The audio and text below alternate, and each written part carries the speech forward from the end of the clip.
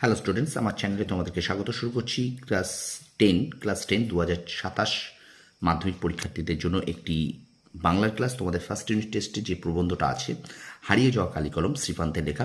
তো এখান থেকে আমরা এমসিকিউ করছিলাম, আজকে শেষ পর্ব। এর আগে কিন্তু আমরা প্রথম পর্বে এমসিকিউ করেছি, ঠিক আছে? তোমাদের জন্য ভিডিও দিয়েছি, তো দেখে নাও অবশ্যই তোমরা প্লে লিস্টে গিয়ে। তো চলো শুরু করে দিই। হারিয়ে যাওয়া কালিকলম শ্রীপান্ত থেকে তোমাদের জন্য রয়েছে এমসিকিউ দ্বিতীয় পর্ব, ঠিক আছে? তো প্রথম থেকে শেষ পর্যন্ত কিন্তু ভিডিওটা দেখবে, একটু কিন্তু স্কিপ করবে না। চলো ভিডিওটা শুরু করি। দেখো, দাঁড়াও একটুখানি।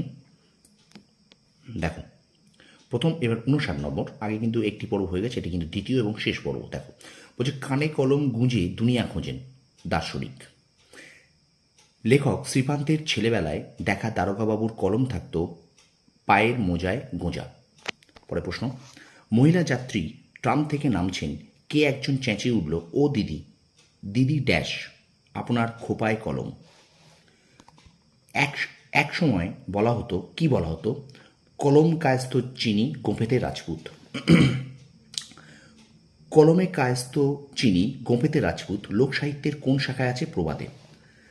কালী অক্ষর নাইকো পেটে চণ্ডী পড়েন ড্যাশ শূন্যস্থান পূরণ কালীঘাটে। দেশে সবাই স্বাক্ষর না হলেও কলম এখন ড্যাশ, এটা হলো শূন্যস্থান পূরণ সর্বজনীন।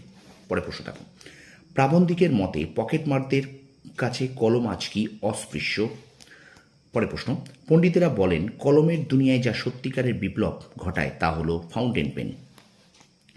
পরে প্রশ্ন, ঝর্ণা কলম নামটা কার দেওয়া হতে পারে বলে প্রাবন্ধিকের মনে হয়েছে? রবীন্দ্রনাথ ঠাকুরের। পরে প্রশ্ন দেখো, অফুরন্ত অফুরন্ত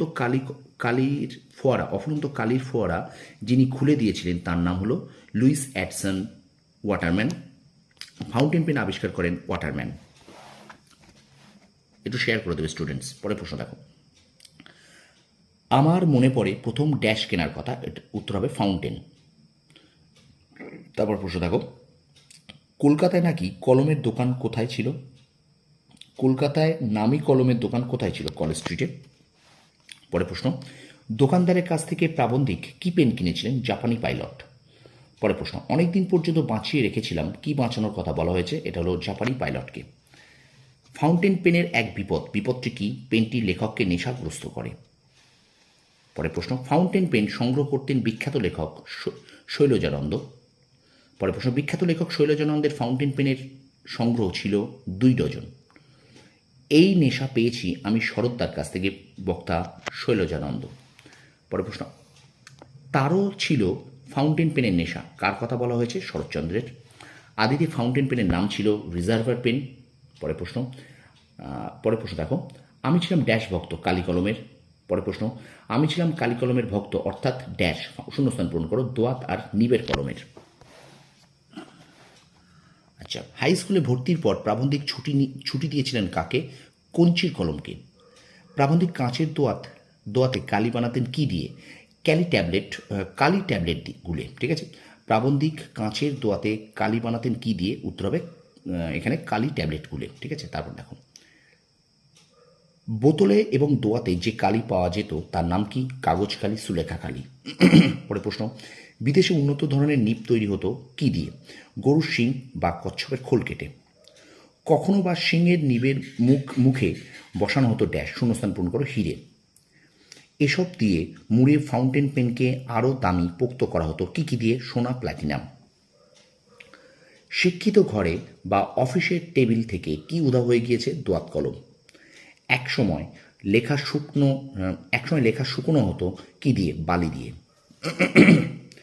গ্রামে কেউ দু একটা পাস দিতে পারলে বুড়ো বুড়িরা আশীর্বাদ করে কি বলতেন? তোমার সোনার দোয়াত কলম হোক, তোমার সোনার দোয়াত কলম হোক। পরে প্রশ্ন, সোনার দোয়াত কলম যে সত্যিই হতো তা লেখক জেনেছিলেন কিভাবে? শুভ ঠাকুরের দোয়াত সংগ্রহ দেখতে গিয়ে। ড্যাশ পর্যন্ত যোগ করা ছিল কোনো কোনো দোয়াতে। উত্তর হবে এখানে সাহিত্য ও ইতিহাসের নানা চরিত্র। স্টুডেন্টস, ভিডিওটা একটু অবশ্যই শেয়ার করে দেবে বন্ধুদের মাঝে, আর আমার চ্যানেল নতুন হলে অবশ্যই চ্যানেলটা সাবস্ক্রাইব করো, পাশে থাকা বেল আইকনটি প্রেস করে রাখো। চলো ভিডিওটা কন্টিনিউ করি। এবার চলো আমরা চলে যাব 94। বিদেশি কাগজে ফাউন্টেনের বিজ্ঞাপনে কি ছিল? 700 রকম নিবের কথা। লেখকের মতে যন্ত্রযুগ কী জন্য তৈরি? সকলের দাবি মেটাতে। একটি কলমের দাম ধার্য হয়েছে ড্যাশ শূন্যস্থান পূরণ 2,500 পাউন্ড। সে কলমের সোনার অঙ্গ, কিন্তু হৃদয় দিয়ে কি গড়া? উত্তর হিরে দিয়ে। কিন্তু হৃদয় কি দিয়ে গড়া? হিরে দিয়ে। পরে প্রশ্ন, তাদের জাদুঘরে পাঠাবে বলে যেন প্রতিজ্ঞা করেছে। কে প্রতিজ্ঞা করেছে? কম্পিউটার। পরে প্রশ্ন দেখো, কম্পিউটার তাদের জাদুঘরে পাঠাবে বলে যেন প্রতিজ্ঞা করেছে। কাদের জাদুঘরে পাঠাবে? বলপেনদের। বঙ্কিমচন্দ্র লিখেছিলেন, কি লিখেছিলেন? লাঠি তোমার দিন ফুরাইয়াছে। যারা ওস্তাদ কলমবাজ তাদের কি বলা হতো? লিপি কুশলী। পরে প্রশ্ন দেখো, 4 খণ্ড রামায়ণ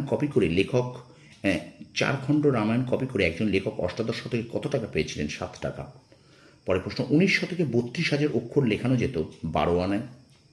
কলমকে বলা হয়, কি বলা হয়? তলোয়ারের চেয়েও শক্তিধর।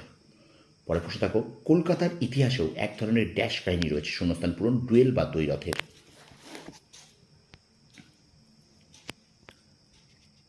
চলে যাই পরের প্রশ্ন দেখো, অনেক ধরে ধরে টাইপরাইটারে লিখে গেছেন মাত্র একজন, তিনি হলেন অন্নদাশঙ্কর রায়।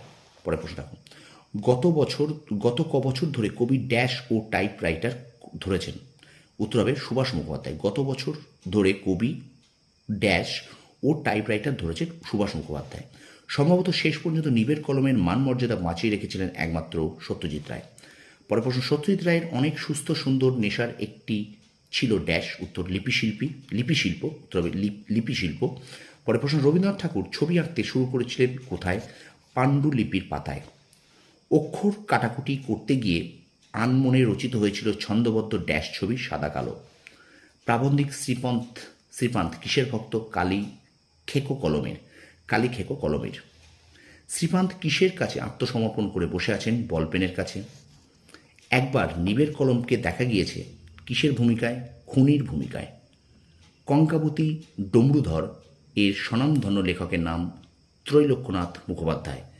এবং শেষ প্রশ্ন দেখো, নিজের হাতের কলমের আঘাতে মৃত্যু হয়েছিল যে লেখকের, তার নাম ত্রৈলোক্যনাথ মুখোপাধ্যায়। তো এই ছিল হারিয়ে যাওয়া কালী কলম থেকে এমসিকিউ। আজকে শেষ করলাম, আজকে শেষ করবো। তো ভিডিওটা ভালো লাগলে অবশ্যই লাইক কমেন্ট শেয়ার করো। আর আমার চ্যানেল নতুন হলে অবশ্যই চ্যানেলটা সাবস্ক্রাইব করো, পাশে থাকা বেল আইকনটি প্রেস করে রাখো। তোমরা সফল হও, তোমাদের সাফল্য কামনা করি। ধন্যবাদ।